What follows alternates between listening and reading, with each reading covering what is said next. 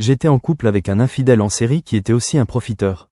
J'étais en couple avec ce gars qui jouait en MILB, Ligue mineure de baseball.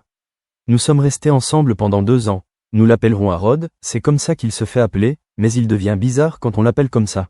Pendant ces 2 années, je l'ai soutenu, lui et sa famille, alors qu'il vivait aux États-Unis pour le baseball, et aussi quand il retournait en République dominicaine, d'où il vient, à la fin de la saison. Pendant toute notre relation, après lui avoir envoyé un total de $5 000, j'ai découvert qu'il avait plusieurs petites amies dans l'état où nous nous sommes rencontrés et où je vis. Il avait aussi une ex-femme en Arizona dont il n'était pas officiellement divorcé et avec qui il n'avait jamais cessé de communiquer. Elle m'a expliqué comment il trichait constamment et trouvait des excuses pour demander de l'argent pendant leurs 4 ans de relation. Il a été expulsé de la MILB avec d'autres coéquipiers pour avoir fait entrer des femmes dans leur chambre d'hôtel pendant l'entraînement de printemps en Arizona. Il y a même un article à ce sujet, donc il s'est vraiment fait prendre.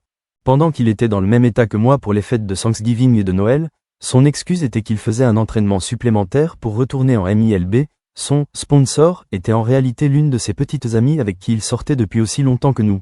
Il a continué à rester en contact avec moi tout en vivant avec elle et sa famille. Il se plaignait d'elle, disant qu'elle était en surpoids, qu'elle ne supportait pas l'alcool et devenait désagréable quand elle buvait, qu'elle était contrôlante et avait des problèmes de colère, en plus d'utiliser l'argent contre lui, nous l'appellerons H. C'était si grave qu'il voulait que je vienne le sauver, mais tout ce que je pouvais faire, c'était lui donner des conseils. Quand j'y repense maintenant, il a profité de ma jeunesse et m'a empêché de construire ma propre vie. H et moi avons pris contact parce que nous avions des connaissances communes qui ont découvert que nous étions toutes les deux en couple avec Arod.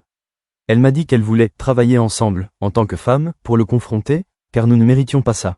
Mais elle a fini par croire ses mensonges plutôt que les miens, même avec des preuves de la chronologie de ma relation avec Arod et des messages où il disait du mal d'elle.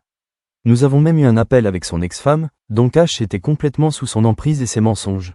H s'est énervé contre moi parce que je continuais à lui dire la vérité, et la meilleure amie d'H, qui est aussi sa sœur épouse, m'a traité de détruitrice de foyer, ce qui ne correspond ni à mon caractère ni à la réalité. J'ai eu du mal à ne pas envoyer les preuves des transferts d'argent que j'ai fait pour lui et sa famille, ainsi que les messages, photos et vidéos. H a aussi menti en disant qu'elle était enceinte, car elle était dans le déni malgré les avertissements des autres sur son infidélité. Arod s'est énervé contre elle à cause de ça. Elle est plus âgée que moi, ce que je trouvais pathétique, car pourquoi mentir là-dessus?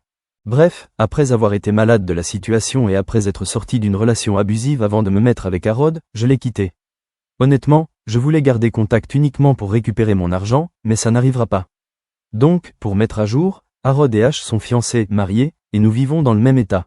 Je suis maintenant dans une relation où je ne suis pas trompé, menti, ou utilisé pour de l'argent, et j'ai une magnifique petite fille. PS. Arod essaie toujours de me contacter sur les réseaux sociaux avec plusieurs comptes, et il appelle, message les gens proches de moi si ce n'est pas moi directement.